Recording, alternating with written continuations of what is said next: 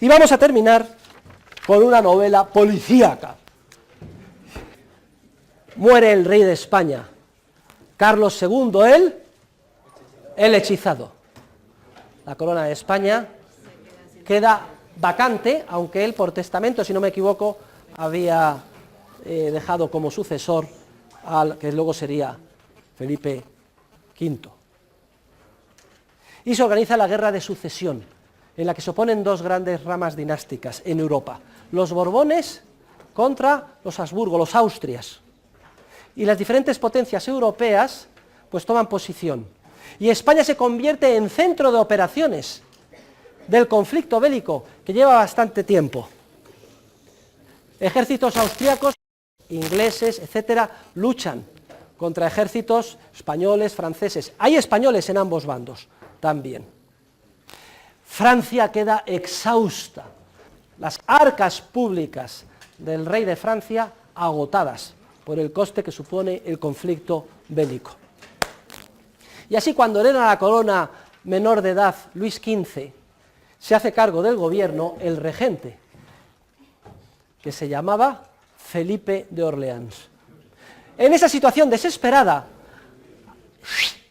recala en París un arbitrista escocés que se llamaba John Law, que promete al regente la solución a todos sus problemas. ¿Que no tienes dinero en caja? No te preocupes, lo fabricamos. ¿Cómo? Hacemos un banco público y emitimos papel moneda. ¡Coño, qué idea más buena! ¿Cómo no se nos había ocurrido antes? Law, el escocés, es nombrado primer ministro de Francia, controlador general de Francia. Y Law enseguida empieza a montar su sistema.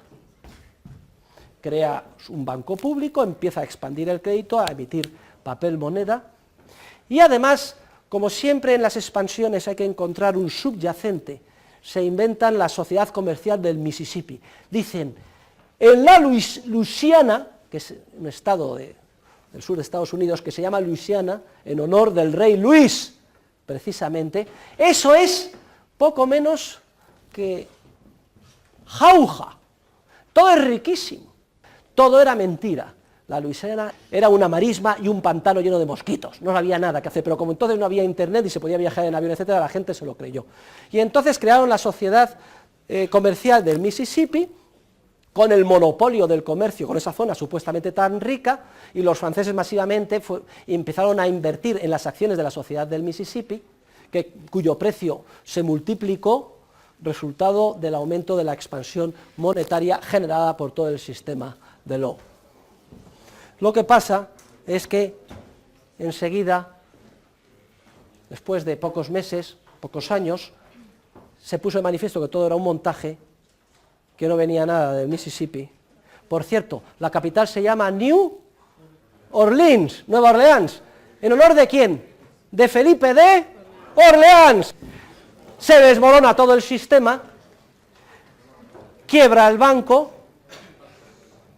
miles y miles de franceses se arruinan, hasta tal punto que en Francia durante muchos años el mero hecho de referirse a la palabra banquero se consideraba de mal gusto y un insulto. Y todo se desmoronó. Y tenemos que hacer referencia a un joven irlandés que tuvo que abandonar Irlanda cuando su familia fue expropiada por los protestantes ingleses y refugiarse en Francia y en España. Como hablaba inglés y era listísimo, resulta que terminó actuando como testaferro del ministro de Defensa inglés. ¿Y para qué quería un testaferro el ministro de Defensa inglés en plena guerra de sucesión? Muy sencillo. Entonces, no era como ahora, sino que uno tenía la vida pública, miembro del Parlamento y del Gabinete, ministro de Defensa, en un conflicto internacional, y su vida privada, y montó un negociete que consistía en crear empresas para habituallar a los soldados ingleses en España. No les extraña a ustedes que una vez sí, otra también, no dispararan muy bien los fusiles, la pólvora no fuera de la mejor calidad. Este señor se enriqueció enormemente, porque la demanda pagada con cargo al Tesoro o al erario inglés era tremenda, y él era el proveedor, pero necesitaba un testaferro, y ese testaferro se llamaba Ricardo de Cantillon, Richard Cantillon, que desarrolló su actividad en España durante la Guerra de Sucesión. Hizo una pequeña fortuna, y luego recala en Francia, en París, y hereda de un tío suyo una pequeña casa de banca, que enseguida crece muchísimo porque se convierte en el banquero de moda y de los exiliados en Francia. Cantillon además es el fundador de la ciencia económica. Escribe un pequeño librito titulado Ensayo sobre la naturaleza del comercio en general, que se publica póstumamente, donde se encuentra el primer análisis del proceso de mercado y de la función empresarial, aparte del de los escolásticos, más próximo a que luego desarrollarán los teóricos de la escuela austriaca que yo profeso. Pero en el ámbito de la banca, él sabía que todo eso que estaba sucediendo en París, toda esa burbuja, todo ese crecimiento día tras día del valor de las acciones, que tenía una base ficticia, resultado de la burbuja especulativa organizada por John Law y su banco público, que emitía papel moneda sin reserva, y sabía que todo se iba a desmoronar. Entonces, ¿saben ustedes lo que hizo? No partió iniciativa de él, no necesitaba buscar idiotas, porque los idiotas abundaban, se dirigieron a él. Continuamente iba gente al banco a pedirle dinero prestado para comprar acciones de la sociedad Mississippi. Y él, bueno, si estáis locos, allá vosotros. Y él prestó cuantiosas sumas a muchos franceses para que las invirtieran en esas acciones que no dejaban de crecer. Y os encantaos, por fin han encontrado la piedra filosofal, no hace falta trabajar, nos hacemos millonarios día a día, sin ningún esfuerzo. Sí, sí, decía Cantillon, te presto, pero a una condición, déjame como colateral en el banco, depositado de manera fungible, no distinguido número por número, las acciones que compras. Sí, no hay ningún problema, te las dejamos como colateral, como garantía. Vale, perfecto. Y entonces Cantillon, que era muy listo, justo en el momento en que casi las acciones habían alcanzado el precio máximo, ¿saben ustedes lo que hizo? Cogió todas las acciones depositadas, que no eran suyas, sino de los depositantes que tenía en su banco, y las vendió. Y se embolsó el dinero, multimillonario, y se quedó esperando. A los pocos meses se desmorona todo el sistema de Law. Y las acciones pasan a valer una fracción del precio que tenían cuando las vendió Ricardo Cantillon. ¿Saben ustedes qué hizo entonces Ricardo Cantillon? Las recompró y repuso el depósito. Y acto seguido, ¿saben ustedes qué hizo? Ejecutó los préstamos a sus clientes, que estaban arruinados. Un negociazo. Un negociazo. Lo que pasa es que un empleado de Cantillon dio el chivatazo. Cantillon fue detenido, pasó unos días en la cárcel en París, además tuvo que irlo a Holanda, luego a Inglaterra, fue perseguido por todo tipo de pleitos civiles y criminales. Precisamente el libro Ensayo sobre la naturaleza del comercio en general fue escrito, al menos en su guión esencial, en los escritos de defensa de alguno de esos pleitos, y además murió violentamente asesinado.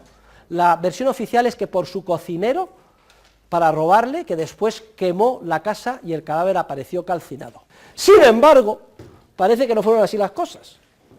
Y el último biógrafo de Cantillon, Antoine M. Murphy, catedrático de Historia del Pensamiento en Irlanda, sugiere una conclusión distinta.